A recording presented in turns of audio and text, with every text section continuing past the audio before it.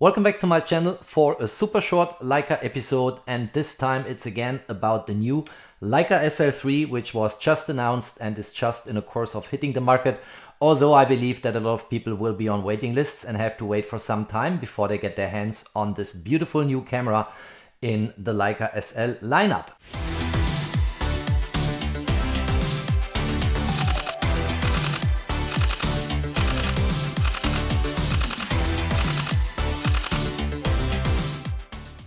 And what I typically do if I get a new camera is I want to test it out on a tripod at night. And that's exactly what this video is all about. I mounted here my Leica SL 35mm lens. This is one of the top lenses. It's an Apo-Summicron. If you look inside here, Apo-Summicron-SL, widest open is an f2.0. 35mm is the focal length. And that is a lens which I have reviewed in the past. You will find that video on my channel. I'll post a link down below in the info box.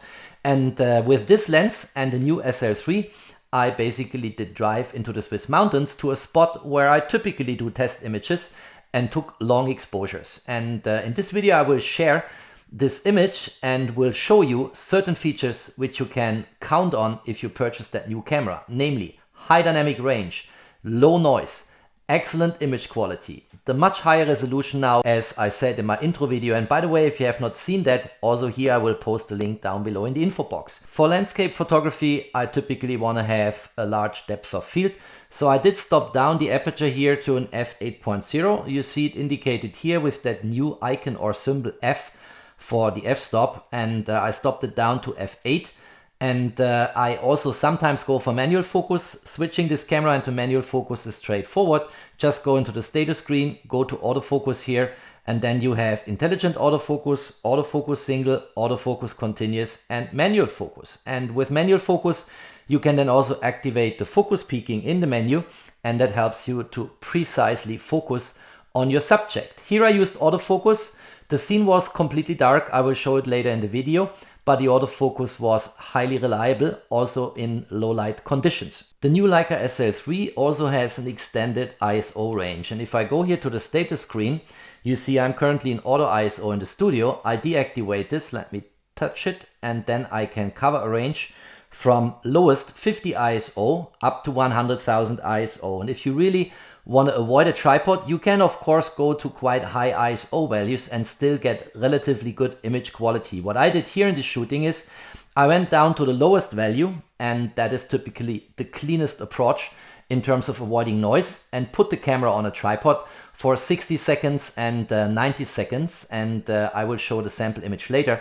That gave me a very clean and super sharp image. Alright, without further ado, let's show the location where I was doing the shooting. I will arrive there earlier when we still have daylight and show you a little bit of the scene, and then let's look into sample images at available light and then at low light at dark pitch black night, and let's see what this camera is capable of when it comes to long exposures shot on a tripod.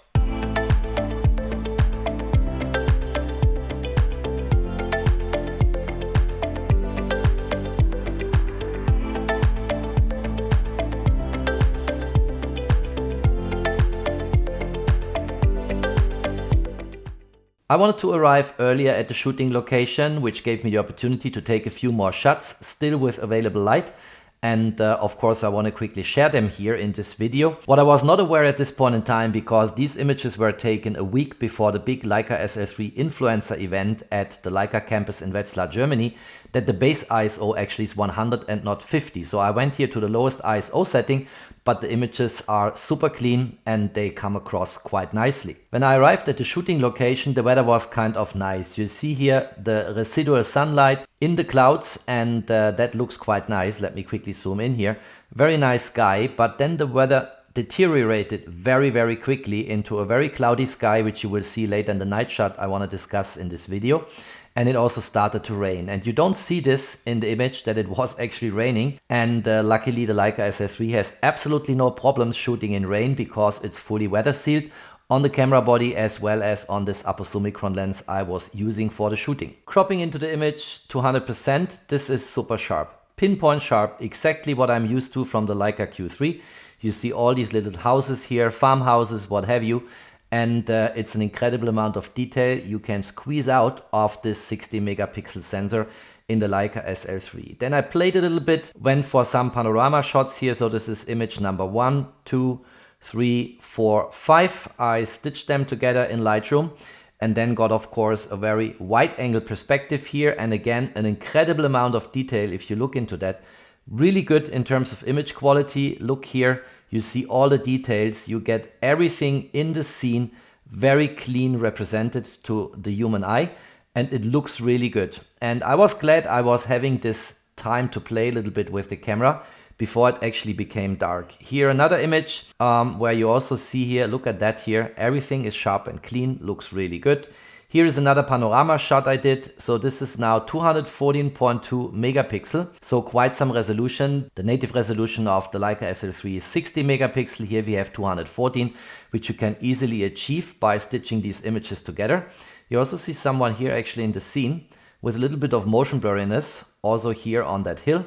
And then cropping in again, let's start here. This is incredible what level of detail you squeeze out of that new sensor, which is the sensor of the Leica Q3. I like a lot what I see here, and you can actually go easily for large dimensional prints. Here motion blurriness on the streets here with the cars, the rest is pinpoint sharp. Really good, and really something you can leverage for your advantage if you have clients who need large prints on the wall. Here another image, I don't go into that. Here actually a different scene. I had enough time to move the car a little bit. And this is in Canton, Schwyz, the large Mythen mountain and the small Mythen mountain. And also here an incredible amount of detail in that image if you look into that. And now we come to the night shot, and that's actually the topic of this video. And if you look at that image here, you see how the weather changed. It's now very cloudy, and as I said, it also started to rain. And you don't see this in this image. And what's remarkable here is the dynamic range, because this is already after post-processing. And if I reset this to the DNG file as it came out of camera, it looks like this. Look at that. This is pitch black here. There is absolutely nothing recognizable in the foreground except that street with the light trails from the car lights. And then if I go back and see what I can squeeze out of this image in terms of post-processing, all the information comes out of the shadows. You get a very clean representation here of the trees in the foreground. Here is a roof from a little house. You get the light trails popping here. On this street here, you see the houses, the church, everything is very nice. The lights look good, colors look very good. The level of sharpness is insanely high. It's a really good image. And if we compare this again with what we had before, boom. Everything is black, and that's of course an indication of the large dynamic range, which I also discussed in detail on the Leica Q3 sensor on my channel. And here now we see exactly the same, because it's the same sensor in the Leica SL3. So whatever you saw on my channel in terms of image quality, dynamic range, noise behavior for the Leica Q3 fully applies to the Leica SL3. And even if I crop in here, there is nothing recognizable. This is just black. And then switching back to the image after post-processing, you see how much information you get in that night shot here. And I like that image a lot. It's a really good image, despite the clouds which cover the mountains here in the background a little bit. But there is so much to discover, and beautiful how this Apo-Summicron lens renders the lights here with these starbursts here. Looks really good. All the information is there, very detailed. I like a lot what I see here. This is a 60-second exposure at f8.0. at ISO of 50. In the future, I will shoot this at an ISO of 100, because that's the base ISO according to the Q&A session we had at the influencer event at Leica in Wetzlar. And then I also took another image here where you see the clouds even came more down now, covering more of the mountains. It was more heavily raining, but you don't see it in the image. And this is now same parameters, f8.0, ISO 50, but 90 seconds and 60.3 megapixel, which is the native resolution of the SL3 sensor. And it just looks good. You don't really see that it was raining, and that's clear, of course. But the camera also was not even noticing the rain. It's just doing its job and working as if there would be no rain at all. You see here these nice light trails across the street. Very nice. It's a street where a lot of cars frequently travel from A to B.